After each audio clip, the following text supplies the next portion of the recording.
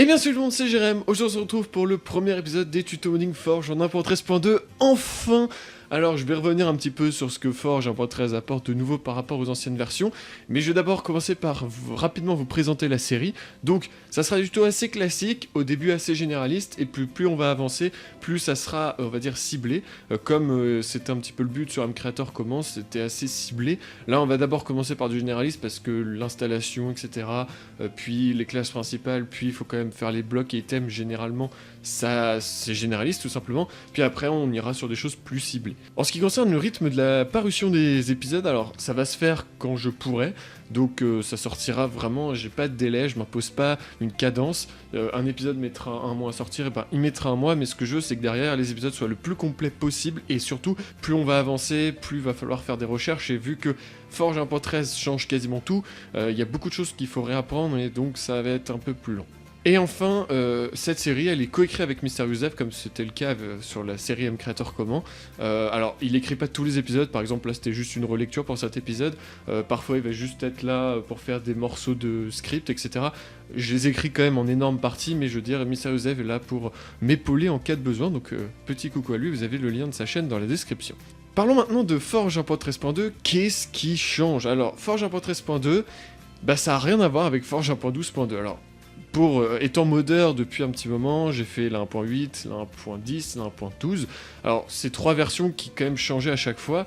Là, en fait, le problème non, c'est que Forge a été totalement réécrit. C'est-à-dire qu'ils ont recodé de zéro l'API, c'est-à-dire qu'il n'y a plus rien qui ressemble à ce que c'était avant. Il y a évidemment des similitudes, mais globalement, c'est complètement différent. Il y a certaines choses, ça a changé un petit peu, genre le setup Gradle, c'est un petit peu différent, mais ça va. Et d'autres où c'est complètement différent. Je pense notamment aux annotations @mod de la classe principale. La classe principale en elle-même n'a plus rien à voir, on n'a plus besoin de proxy, etc. C'est un peu plus simple sur beaucoup de points, mais c'est pas forcément le cas sur d'autres. Donc voilà, je suis encore en train d'explorer à l'heure actuelle parce que c'est très vaste comme Forge, c'est énorme. Pour vous dire, je suis seulement en train d'explorer tout ce qu'il y a sur les blocs. Donc voilà. Donc du coup... ça n'a rien à voir, donc pour ceux qui ont modé dans les versions précédentes, il va falloir quasiment tout réapprendre. Et en ce qui concerne aussi Java, on peut coder dans les nouvelles versions de Java, Java 9 il me semble qui est bien supporté. Le seul souci c'est que Minecraft lui par contre supporte partiellement Java 9 et que l'ensemble des modeurs vont certainement rester sur Java 8 le temps que Minecraft soit stable sur les nouvelles versions de Java, et donc... si on vous décidez de coder sous Java 9, Java 10, Java 11, il va y avoir des problèmes de compatibilité, il faut que les joueurs aient installé cette version-là. Java 8, tout le monde l'a actuellement, c'est la version qui est le plus installée actuellement, Minecraft l'utilise de base, donc on va utiliser Java 8. Si jamais ça venait à évoluer dans le temps, je ferai juste une petite vidéo pour expliquer comment mettre à jour vers le nouveau JDK. Alors, Java, justement, téléchargeons son JDK, alors le 8, comme j'étais en train de le dire. Donc, là, il y a deux versions, la 201, 202, généralement, il vaut mieux prendre la dernière. Après, si vous voyez, en général, celle qui est tout en haut, c'est la plus stable. Si vous voyez que celle-là, par exemple, on sera à 210 et que c'est la 201 qui est recommandée, c'est que la 210, c'est vraiment pas stable, et que les versions qui ont été entre-temps ne le sont pas non plus. Donc, prenez toujours la version, on va dire, la plus récente, sauf s'il y a un grand écart entre la dernière et la recommandée. Voilà, en l'occurrence, il y a une version d'écart, donc on va prendre la 202. Vous téléchargez selon votre système d'exploitation et vous l'installez. Je ne vais pas vous montrer, normalement vous savez le faire.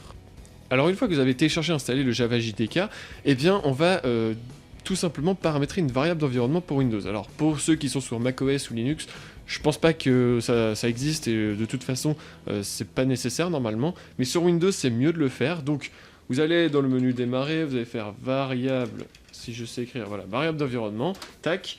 Donc là, vous arrivez sur propriété système, vous allez dans variable d'environnement, et là, vous êtes là-dedans. Ensuite, vous allez dans variable système qui est en bas, vous allez faire nouvelle valeur, vous allez l'appeler Java underscore home tout en majuscule, et la valeur de la variable, c'est tout simplement le chemin d'accès à votre Java.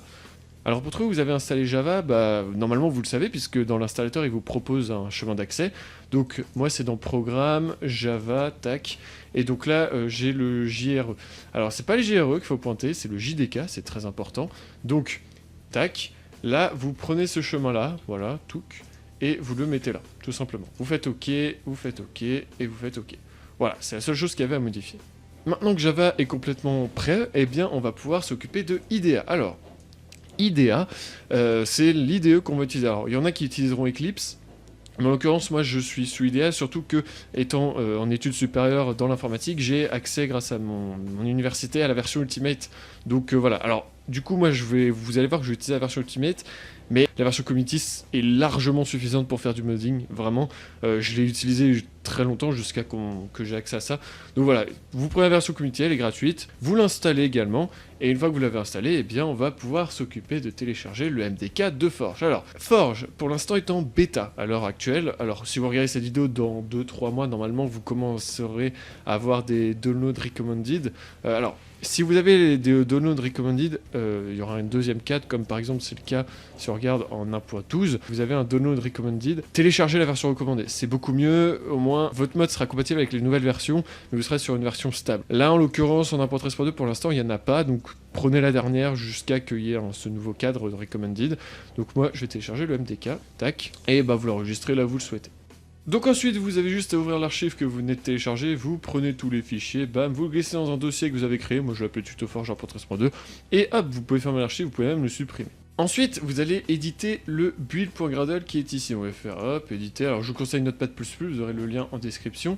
Et donc là, il y a pas mal de petits trucs à changer. Alors, premièrement, vous allez aller à cette ligne, donc la ligne 15, vous avez la version de votre mode. Moi, je vais laisser 1.0. Le groupe, en gros, ça va être la suite de dossiers. Donc, j'y reviendrai un petit peu après, lors de l'épisode 2, lorsqu'on préparera les classes principales et, on va dire, la base. Moi, je vous conseille de mettre FR. Ensuite, vous mettez votre pseudo ou votre organisation. Bon, moi, je suis tout seul, donc on va mettre mon pseudo. Et ensuite, classe, c'est le nom de votre mode. Moi, je vais l'appeler tuto GRM. C'est bien, tuto GRM. Alors, petite précision, il faut pas mettre de majuscules, pas de caractères spéciaux. Je vous déconseille de mettre des underscores. Vous pouvez, mais c'est pas forcément conseillé. Et pas d'espace, ça c'est important, parce que c'est les noms des dossiers, donc des packages, et on met pas de... Enfin, c'est une convention, et de toute façon, sinon ça risque de faire quelques petites choses pas très sympathiques, donc ouais, évitez. Et enfin, ici, le mode ID, bah, c'est tout simplement ce que vous avez mis au-dessus, donc moi je vais l'appeler tuto GRM. Ensuite, vous allez aller tout en bas, et vous avez toute une ligne ici, alors qui n'existait pas hein, pour ceux qui avaient Modern 1.12. Donc là, vous remettez le mode ID que vous avez mis là-haut. Ici, vous allez mettre les auteurs. Ici, version 1, laissé par défaut. Project.name, laissé par défaut. Version, il va récupérer tout seul la version. Là, en gros, c'est le distributeur. Alors, généralement, vous êtes la même personne, vous me remettez votre pseudo. Et ça, vous laissez par défaut. Voilà. Donc là, vous avez terminé tout simplement de setup le build.gradle. Vous allez faire CTRL-S. Voilà, vous sauvegardez, c'est quand même mieux. Ensuite, vous allez démarrer IDEA. Donc, vous le lancez. Tac, IDEA. Alors vous lancez la community, hein, ça changera rien. Alors si comme moi vous avez déjà un projet ouvert, vous allez faire File, vous allez tout simplement aller dans Close Project, voilà, et il va faire le projet, il va vous afficher cette petite fenêtre. Donc pour ceux qui n'ont jamais démarré IDEA, vous aurez normalement cette fenêtre par défaut après un petit utilitaire de première configuration. Pour les autres, eh bien vous reviendrez là-dessus de toute façon. Et donc vous faites Import Project, vous allez aller dans là où vous avez mis votre dossier, vous allez importer le build.gradle, vous allez faire OK, voilà. Là, vous affichez une petite fenêtre, je vous conseille de tout laisser par défaut, il n'y a pas grand chose à changer, ça marchera très bien tel quel. Vous faites OK, il va importer tous les fichiers, il va les lister, etc. Ça va prendre un peu de temps, et surtout, il va lancer le premier Gradle, donc là, en gros, il va s'occuper de télécharger tous les dépendances, tout ce qui permet de faire Forge. Donc, si vous voulez des détails, vous pouvez switcher là-dedans, comme ça. Donc, vous cliquez sur le petit truc là. Alors là, il affiche rien parce qu'il est en plein truc, voilà, mais vous pouvez voir qu'il télécharge tout ce qu'il faut de Forge, etc. Il téléchargera toutes les librairies. Ça peut prendre un certain temps, surtout si vous n'avez pas une très bonne connexion, ça peut être très long parce qu'il télécharge en fait Minecraft littéralement, plus toutes ses dépenses décompressées, donc ça prend encore plus de place. Et donc on va gentiment le laisser faire. Voilà, IDEA enfin fini. Si vous avez vraiment rien, vous avez jamais installé un Forge Gradle, ça va prendre un certain temps, surtout qu'il est obligé de faire la débuscation, etc. Donc c'est un petit peu long. Mais bref, donc voilà, maintenant que ça c'est fait, c'est pas encore fini. Soit vous avez comme moi, on va dire les petits bordures comme ça là, donc c'est comme ça. Dans le cas contraire, si vous êtes un peu plus comme ça, vous passez la souris en bas à gauche et vous allez ouvrir Gradle. Donc ça vous ouvre une fenêtre. Vous allez dans Tosk, vous allez ensuite dans FG Runs et vous allez double-cliquer sur Gen IntelliJ Runs. Voilà, vous double-cliquez tout simplement. Ça va lancer en fait tout simplement un truc Gradle qui va en fait juste générer ce qu'il faut pour IDEA et télécharger aussi accessoirement les assets. Donc là, ça peut encore une fois reprendre un certain temps si vous avez rien comme moi de télécharger. Du coup, ben, on attend encore quoi. Voilà, donc finalement ça a été beaucoup plus rapide que prévu. En fait, il y avait juste quelques trucs, mais si vous avez vraiment rien installé, ça va prendre un certain temps. Mais bon, c'est pas grave. Donc, vous avez donc fini, on va dire, de préparer IDEA pour tout ça. Donc, par contre, il y a 2-3 petites choses quand même à finaler. Donc là-haut, vous allez tout simplement aller là, et vous allez tout simplement Edit Configuration, donc parce qu'en fait on n'a pas tout à fait fini. Vous allez dans Application, pas Gradle, Application, Run Client, et là vous allez juste changer le clav path, et vous allez mettre votre truc. Donc là vous voyez que tout ce que j'ai setup dedans, j'ai rien de tutovarge machin, ça s'est bien mis tout simplement. Donc tac. Je fais ça, ok, je l'applique. Alors vous allez faire la même chose pour le serveur, donc vous allez juste mettre, à chaque fois vous mettez le main, tout simplement, apply, et voilà, c'est fini. Voilà, c'est ainsi que s'achève cet épisode 1 des tutos Forge 1.13.2.